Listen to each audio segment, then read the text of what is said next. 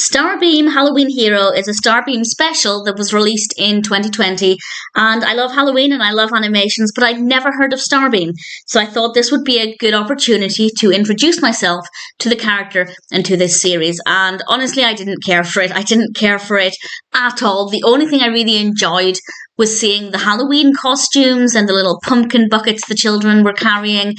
It's not too bad. There are some animated shows that can appeal to an audience of all ages. There are some that definitely have a much more childlike element to it, and I feel like this definitely falls into the latter category. I didn't personally find it to be that great, but also I found the narrative to be a little bit sloppy. It just seemed to be all over the place, and I didn't really care for the characters either. So it's worth bearing in mind that I love animations and I love Halloween, so this had the potential to really appeal to me. But at the same time, in terms of my age, I'm 32, I'm not necessarily the target audience in that aspect. So take what I say with a pinch of salt, and whether you decide to watch it yourself or not, you may enjoy it more than I did. This is about a character called StarBeam. StarBeam is actually the alter ego of a character called Zoe. This is me trying to learn the bare basics about this character. I do think prior knowledge would have been beneficial. Not that I have any interest in watching any more of the show or any of the episodes, but it did kind of rely on prior knowledge. It didn't very clearly explain that. At least, in my opinion, I did have to do a tiny bit of Wikipediaing beforehand. And also, kind of within the first couple of minutes, I realised this isn't establishing anything. I need background information. So I went and obtained that.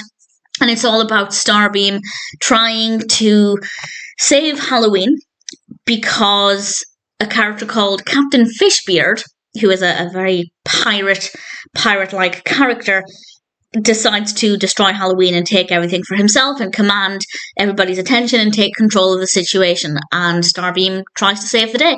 It's an interesting enough narrative. It does feel very messy here and there. I feel like they threw too much at it and it just seemed to jump around a lot.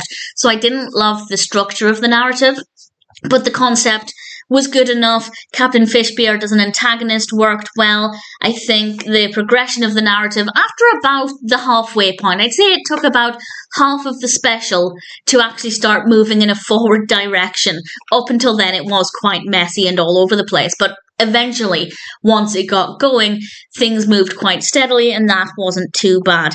The animation I kind of liked. I don't like the animation style too much. It's not badly animated, but in terms of personal preference, I didn't mind it. But as I said, I did enjoy seeing the Halloween costumes.